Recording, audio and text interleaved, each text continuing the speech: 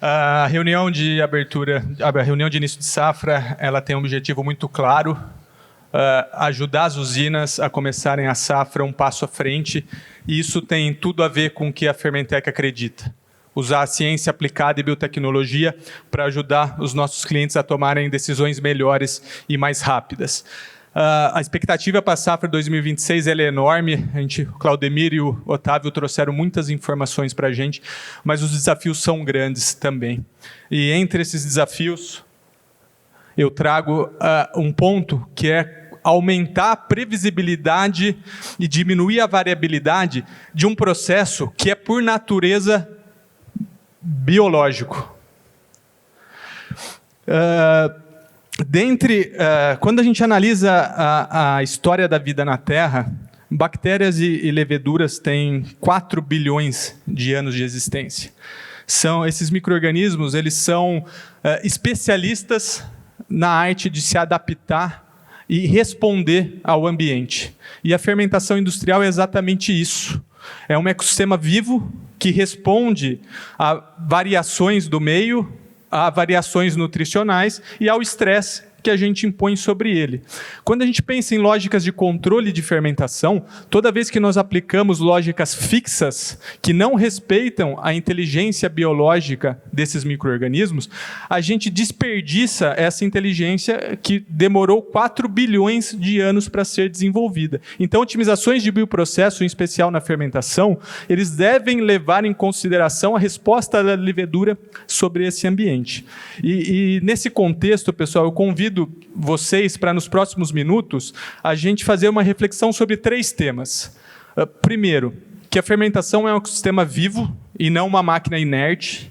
Segundo, que existe uma jornada de 4 fases para a gente transformar esse ecossistema vivo em um processo progressivamente autônomo. E 3, as usinas que já começaram a essa transição estão colhendo ganhos reais de aumento de 3 a 7% de produtividade na fermentação. Desde 2022, a Fermentec vem criando as bases do que nós chamamos de fermentação autônoma.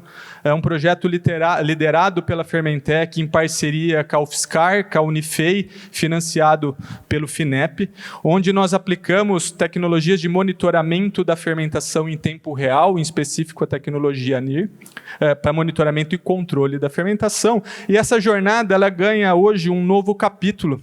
E eu convido vocês para aguardar até o final dessa apresentação, onde nós vamos fazer uma comunicação da participação de um parceiro estratégico nesse projeto, que tem um potencial real de transformar o modo como as fermentações são operadas na usina.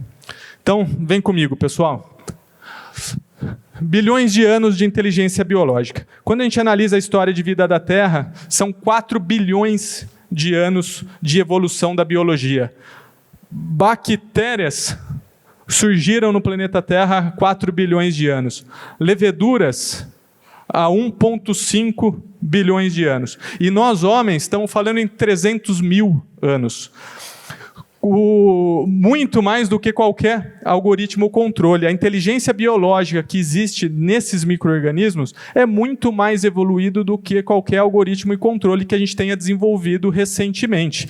Quando a gente condensa a história, toda a história da vida da Terra, se a gente condensar num calendário anual que vai de janeiro até dezembro, as bactérias elas aparecem em fevereiro. As leveduras surgem em outubro. E nós, homens, chegamos aqui nessa história nos últimos minutos do dia 31 de dezembro. E a pergunta que vem na sequência, ela é muito óbvia e muito clara, né? Se a fermentação é viva, por que ainda tratamos como um processo, uma máquina inerte? O controle ele tem que acompanhar toda essa biologia que existe dentro do sistema biológico, desse ecossistema vivo, que são as dornas de fermentação. Quando a gente busca, safra após safra, controlar esse ecossistema vivo por set points fixos, a gente acaba desperdiçando essa inteligência. São set points que são definidos no começo da safra, A amostragem pontual leva a decisões tardias, a gente gera ajustes sempre tardiamente às perdas que já existiram, né? E com isso, pessoal, esse conceito, ele traz para a gente, ele abre espaço para o conceito da fermentação autônoma, que é essa virada de chave, da gente deixar esses conceitos mecânicos e trazer um conceito biológico para a fermentação. Levedura não é insumo. Levedura é uma população de micro-organismos reagindo a estímulos, nutrições e estresse.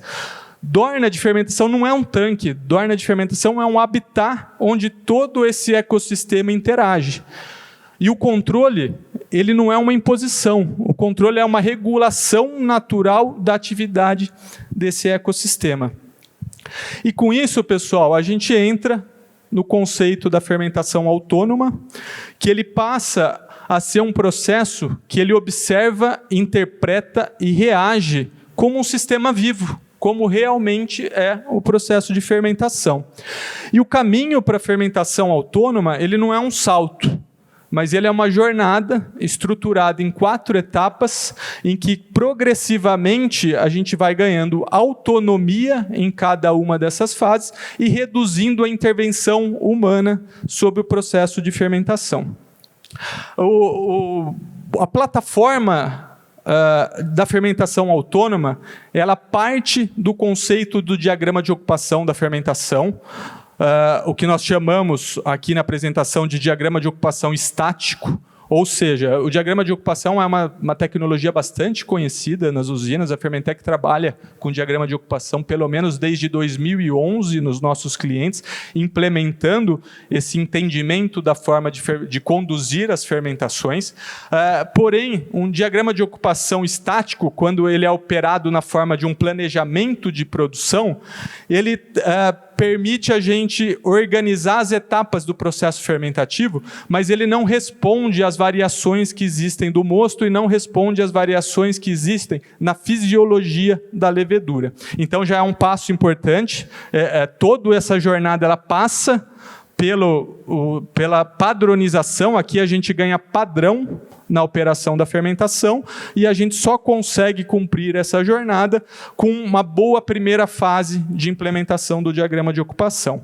A fase 2, ela passa pelo que nós chamamos de diagrama de ocupação dinâmico, ou seja, aqui o processo ele reage às variações que nós temos em mosto e variação que nós temos na fisiologia da levedura. Então, saímos de um processo estático e partimos por um processo dinâmico. Isso aqui só é possível em função da integração que existe hoje entre dados de automação e dados de laboratório. Esse processo ele é um processo ainda reativo, em função que ele é retroalimentado por dados de laboratório, onde nós temos bateladas de amostragem que demoram de 4 em 4 horas para ser coletado. Algumas análises são realizadas só ao final de fermentação. Então, ele ainda é um processo reativo, porém, ele é um processo mais rápido e mais dinâmico do que o diagrama de ocupação estático. A fase 3 desse processo, ele vem com a aplicação da tecnologia NIR em tempo real, onde a gente sai de um processo reativo e atinge um processo sensitivo. Aqui, com a aplicação do NIR em tempo real nas fermentações, a gente cria como se fosse um sistema nervoso central. A gente começa a entender o que a levedura está sentindo durante o processo de fermentação e permite a gente melhorar os controles. E só após essas etapas, a gente chega na parte de controle avançado de enchimento e temperatura, respeitando o diagrama de ocupação, né? É muito comum a gente falar em indústria 4.0 dentro da nossa produção, mas na fermentação a gente tem até o momento em tempo real nível e temperatura das dornas e algumas aberturas de válvula. Então faltava até então informações para que a gente pudesse fazer um melhor controle sobre a fermentação, respeitando a resposta da levedura sobre o ambiente, né? E muito importante, pessoal, a gente entrar no controle avançado da fermentação, principalmente pensando em controle avançado de enchimento das dornas, após uma implementação implementação muito bem feita do diagrama de ocupação. No início do projeto, quando nós fomos junto ao departamento da UFSCar discutir um pouquinho sobre otimização de bioprocessos, a gente levou o desafio para discutir com eles e eles falaram, não, isso aqui a gente tem condição de desenvolver junto com vocês, a gente já fez isso em outras indústrias, farmacêutica, bebidas, em outros cenários, é possível fazer. Falei, é possível sim, mas a gente tem um outro desafio. No processo de fermentação para etanol combustível, a gente opera mais de uma dorna simultaneamente. Então, o mosto ao fazer o controle avançado de enchimento, o mosto que eu tiro de uma dorna, eu preciso colocar em outra dorna, para que a gente não altere rotação de moenda e para que a gente não precise ter tanques de desestabilização de mosto muito grandes. Aí o pessoal falou, então muda o cenário. Então, a gente vai ter que buscar um desenvolvimento e um pouquinho do que nós vamos trazer, né? Então, por isso que a gente entende que sempre que a gente falar em fermentação autônoma e controle avançado das dornas de fermentação, isso precisa estar inserido em cima de uma plataforma de diagrama de ocupação que nos permita conduzir essas dornas simultaneamente, de forma que o que eu faça numa dorna impacte a dorna seguinte. A gente tem aonde colocar o mosto na outra dorna. Agora eu vou passar um pouquinho, pessoal, em cada uma dessas etapas, a gente explicando um pouquinho melhor estas fases. A jornada ela começa com o diagrama de ocupação estático, então basicamente é a padronização de fluxos, tempos e operações, então de forma que a gente tenha cada fase sendo executada de forma sucessiva, sem interrupção e sobreposições das etapas. Aqui a gente organiza a usina, começa a ganhar padrão na fermentação e começa a obter resultados em redução de gargalos e queda de ociosidade entre as etapas, né? A pergunta que vem é por que o diagrama estático ele gera instabilidade na fermentação, pessoal?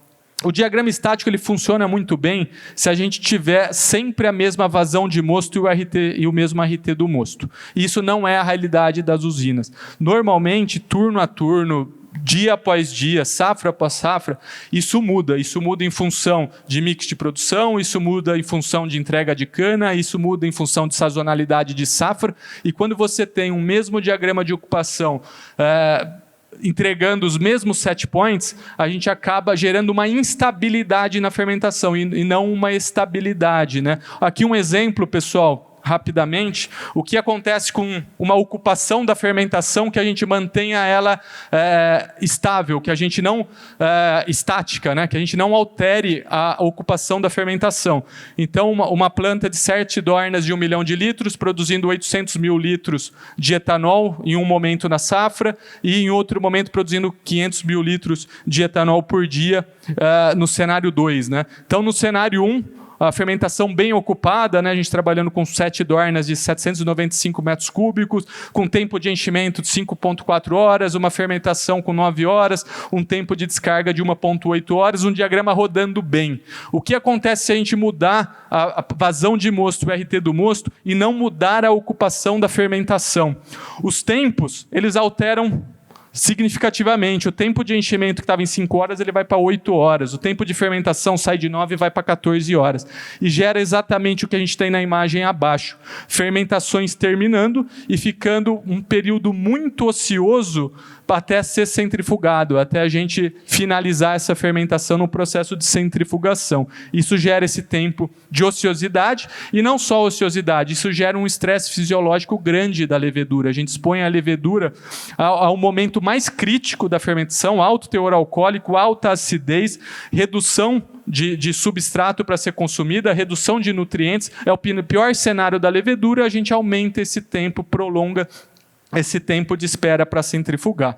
Isso leva a gente entender o que é a fase 2 dentro dessa jornada, que é o diagrama de ocupação dinâmico. Ou seja, é um sistema agora que ele gera uma modelagem contínua, de forma que essas receitas dinâmicas elas são calculadas em tempo real, dorna a dorna. Então, o conceito do diagrama de ocupação dinâmico não é mais ter uma receita para todas as dornas ao longo do dia.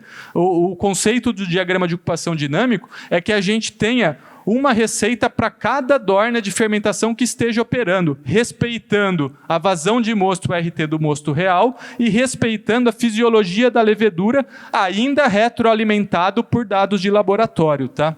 Nessa fase 2. E com isso, pessoal, o que muda no diagrama estático para um diagrama dinâmico, com receitas dinâmicas? A gente chega nesse cenário, ou seja, independente da vazão de mosto, independente do RT do mosto, a gente vai ter a fermentação padronizada e estabilizada, né?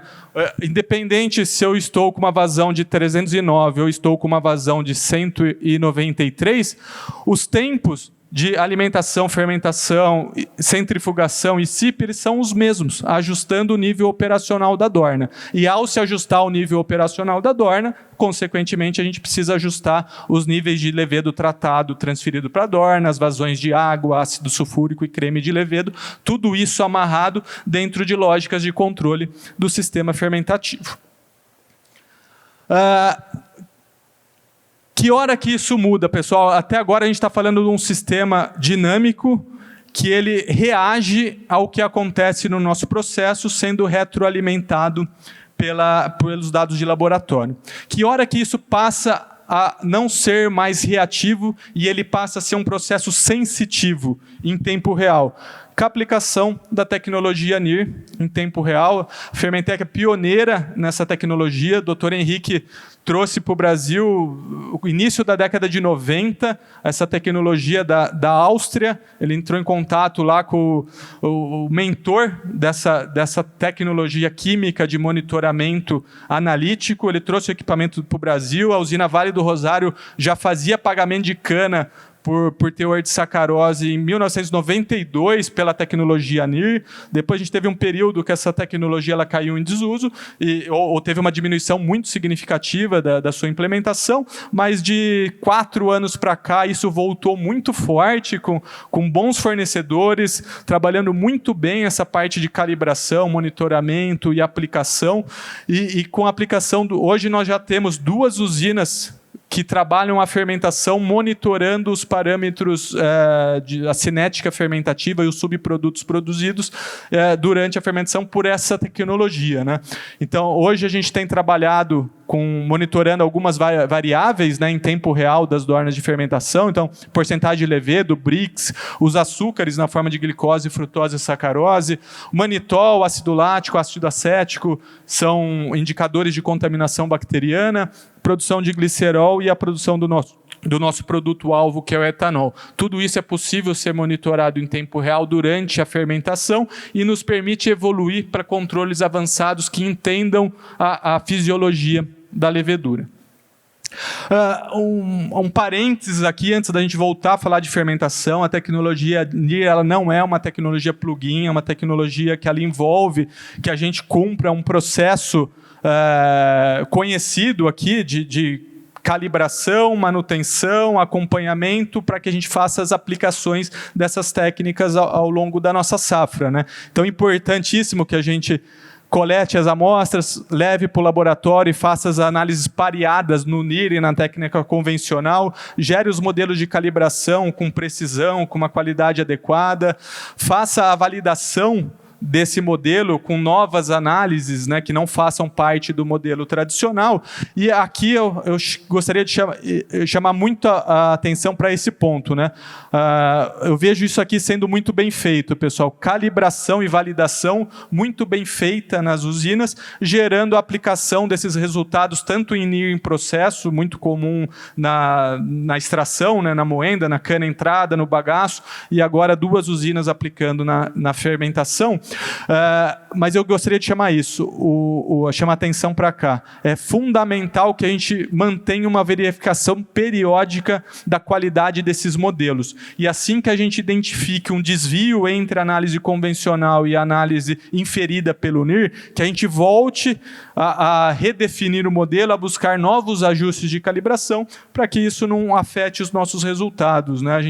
O Éder acompanha muito o NIR, a gente já acompanhou carga de açúcar voltando do Porto de Santos, porque deu alteração de cor. A hora que retornou, eles foram buscar o modelo de calibração do NIR, já não era mais efetivo para aquele momento da safra. Ele foi calibrado, foi validado e o pessoal parou o acompanhamento ali, a retroalimentação desses modelos. Então é fundamental que a gente mantenha a verificação periódica desse equipamento.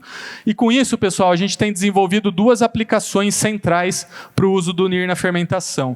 Uma que a gente chama de previsão de final de fermentação e a segunda que é o controle avançado de temperatura das dornas. Aqui só uma demonstração, né, de um modelo de calibração do NIR, né, os valores experimentais feitos pela metodologia padrão, os valores inferidos feitos pela tecnologia NIR. A gente percebe que ele tem uma boa correlação entre as duas metodologias, validando o modelo, né. Eu gostaria de chamar a atenção só para esse ponto, pessoal. O NIR ele é ótimo para concentrações um pouco mais elevadas do que a gente está querendo medir, mas ela pode ter uma dificuldade de calibração em valores muito baixos, né? Se vocês olharem ali o valor próximo de 0, ele tem um desvio maior do que o desvio que a gente observa ao longo de toda essa reta de correlação entre os valores, né? E se a gente trouxer aqui já na imagem à minha esquerda, os valores inferidos pelo NIR durante uma dorna de fermentação, acompanhamento de uma dorna, e os valores experimentais nos pontinhos em rosa, né? A gente percebe que em altas concentrações, ali em torno de 1, 1,5, a gente está mais próximo da leitura do NIR, próximo dos resultados experimentais, mas quando chega ali no final de fermentações, após as 6 horas de fermentação, o NIR ele gera alguma oscilação para a gente medir o final da fermentação, enquanto os dados experimentais eles ficam fixos no mesmo valor. Isso abre, nesse primeiro momento, uma necessidade da gente ter alguns modelos analíticos para nos ajudar a entender qual é o final real da fermentação. Isso que foi desenvolvido, então nós temos aqui hoje uma ferramenta de final de fermentação, onde a gente consegue... Aqui são o monitoramento dos açúcares, né, na mesma forma. As linhas contínuas representam a leitura pelo NIR. Os pontos são os dados experimentais monitorados pelo método padrão, que aqui no caso é a cromatografia, quando nós estamos falando do açúcar. E para gerar essa instabilidade aqui no final, foi desenvolvido um modelo matemático que ele cruza diversas informações da dorna de fermentação e ele gera um ponto em que ele define que ali é o final da fermentação, uma predição do final da fermentação, que aqui por esse cálculo matemático, ele ficou perto das 16 horas. Aqui é uma fermentação de alto teor alcoólico, tá, pessoal? Uma fermentação em que a gente chegou perto de 16% de grau alcoólico na fermentação. Isso feito em planta piloto, pessoal, e na planta piloto a gente tem um diferencial que a gente consegue medir a liberação de CO2 na fermentação e a gente consegue fazer esse duplo check. Se o modelo inferiu que o final da fermentação foi em 16 horas, quando isso acabou a liberação real de CO2 nessa planta piloto, né? Ele casou muito bem. Então, o modelo ele enxergou o final da fermentação em 16 horas e foi exatamente o momento em que parou a liberação de CO2. Lembrando que esse modelo matemático não consome a liberação do CO2, tá? Ele consome apenas variáveis que nós temos em rotina.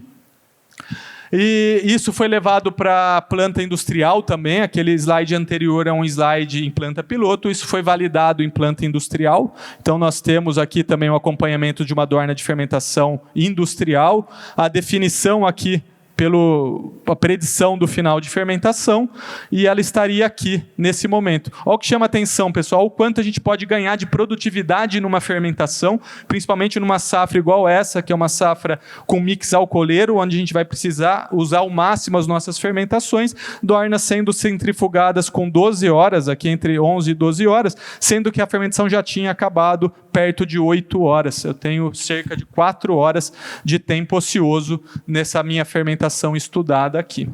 Uma outra ferramenta que a gente tem usado, pessoal, é o controle avançado de temperatura. Existem duas formas de se buscar o controle avançado da temperatura. É possível fazer isso via as válvulas de água para o nosso sistema de resfriamento, para os nossos trocadores de calor. A Fermentec, ela preferiu ou definiu estrategicamente estudar o efeito da alteração ou controle avançado do enchimento da dorna sobre o controle de temperatura da fermentação. Então, aqui a gente traz os dados do comportamento. Isso aqui é modelagem computacional, tá, pessoal? Então, a partir de uma modelagem de um processo de fermentação, de um processo que nós temos o sistema de refrigeração da dorna subdimensionado, ou seja, a temperatura aqui, nesse caso, ela ultrapassa o set point, que foi os 33,5 graus. E, nesse caso, uma fermentação onde nós não temos um sistema subdimensionado, aqui um sistema muito bem dimensionado de resfriamento da fermentação. Uma alimentação padrão, nos dois casos, pessoal, a linha laranja é a alimentação padrão e a linha em azul é um controle avançado buscando otimizar a temperatura da dorna. E a gente viu que é possível, ou seja, variando o controle da alimentação da dorna, é possível reduzir a temperatura. No caso aqui, a gente não ultrapassa na linha azul os 33,5 de controle de temperatura, sem alterar o tempo de fermentação, num sistema com um resfriamento subdimensionado. Num sistema que a gente não tem problema de controle de temperatura, é tudo muito bem dimensionado, a gente pode, ao invés de querer reduzir a temperatura de dorna, a gente pode falar, trabalhe com o set point o mais próximo possível do 33,5, de forma que a gente reduza o tempo de fermentação. Eu ganho produtividade nesse segundo cenário, a gente conseguiu reduzir em torno de 40 minutos o tempo de fermentação, alterando o enchimento das dornas. Para a gente já chegar perto do final aqui da nossa apresentação, pessoal, aquilo era modelo computacional, aqui a gente está trazendo a aplicação disso em planta piloto, então a gente conseguiu trazer esse controlador para planta piloto e ele conseguiu entregar exatamente o que estava descrito no sistema computacional, né, as variações de abertura de válvula. A gente conseguiu manter o tempo de fermentação aqui entre o otimizado e o experimental, até em valores melhores do que a gente esperava pelo modelo computacional, de forma que a gente não rompeu aqui em momento nenhum 33,5 da premissa de trabalho da fermentação. E o mais importante, pessoal, tudo isso aplicado dentro de um diagrama de ocupação. Então, toda vez que eu restringo a válvula de mosto de uma dorna, eu abro mais a válvula de mosto na outra dorna, de forma que todas as dornas fiquem mais próximo possível do set point de operação. Então, isso são alguns dos exemplos do que está sendo realizado, já está em uso hoje, e do que pode vir. A gente buscou estudar a otimização da temperatura, mas esse tipo de trabalho ele pode ser utilizado para redução de produção de subprodutos. Então, a gente pode, ao invés de colocar o alvo em temperatura, colocar o alvo em redução de glicerol, colocar o alvo em redução de biomassa, colocar o alvo em aumento de produtividade da fermentação. A gente pode direcionar a otimização do nosso processo, a qual for o alvo específico de cada uma das usinas. Nesse caso, a gente conseguiu indicadores consolidados de 3 a 7% de aumento de produtividade da planta industrial. Esse 3 a 7% é apenas a redução daqueles 40 minutos que eu falei do tempo de fermentação. Eu não estou considerando aqui essa redução de até 4 horas que pode acontecer em algumas fermentações que estejam com a ocupação um pouco mais distante do que seria o ideal. E com isso a gente tem menor variabilidade operacional e menos perda de etanol. A gente conclui aqui a apresentação, pessoal. Eu agradecer os parceiros, né? Então, esse projeto liderado pela Fermentec, ele tem parceria com a UFSCar, com a Unifei, financiado pelo FINEP. A gente agradece também a Usina da Pedra, em especial a Usina IP, que libera a planta ali para a gente colher algumas informações do NIR. O Grupo Ipiranga, na Usina Descalvado, e na presença do Edilson, que também tem apoiado bastante o projeto. E, nesse momento, a gente comunica a chegada de um parceiro estratégico importante para que a gente consiga colocar essas lógicas de controle em pé.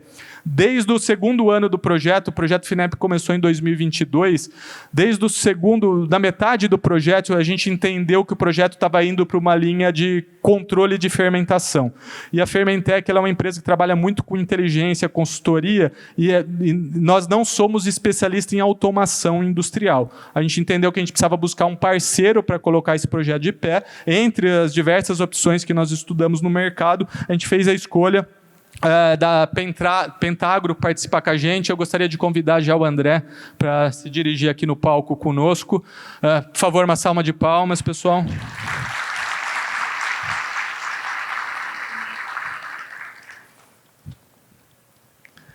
Foi uma conversa que começou no Vision Tech 2024, né, André? No Pentagro Day, a gente viu sinergia das aplicações das tecnologias. Pentagro é uma empresa descarta a necessidade de apresentação, acho que todos conhecem, empresa especialista em otimização dos processos, em tecnologia de gêmeo digital, e a união desse know-how das duas empresas, né, a Pentagro com essa parte de otimização e gêmeo digital, a Fermentec entrando com o entendimento da fermentação nesse nível biológico, a gente tem a certeza que a gente pode mudar a forma como as fermentações são controladas hoje nas usinas. Gostaria de passar a palavra para o André. Fica à vontade, André. Obrigado, Fernando. Obrigado, Henrique. Obrigado pelo convite. É uma honra estar aqui ao lado de vocês. Tá? Eu acho que realmente a Fermentec é uma empresa inovadora e disruptiva. É muito similar com os valores que a gente emprega na Pentagro. Então, sem contar outros valores, né? De relacionamento que temos, acho que esse projeto que se inicia, Fernando, tem tudo para ser um disruptivo do mercado, e a gente está muito animado, entusiasmado com essa relação que se começa e oficializa hoje para o mercado, mas a gente tem conversado já há bastante tempo, e que acho que é o primeiro passo para muitos que virão pela frente, mas é um passo desafiador mesmo, né, que muda totalmente o paradigma como que a gente faz hoje em controle fermentativo. Muito feliz e muito entusiasmado aí, em nome da família Pentagro, agradeço a confiança e a parceria. Obrigado.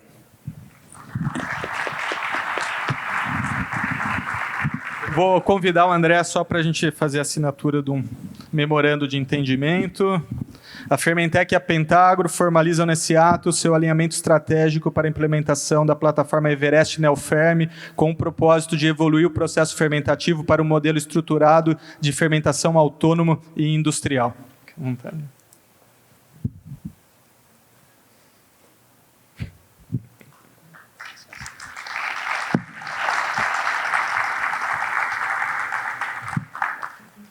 Muito bem, pessoal. Muito obrigado. A gente fica à disposição no final do bloco para as perguntas. Eu agradeço a atenção de todos.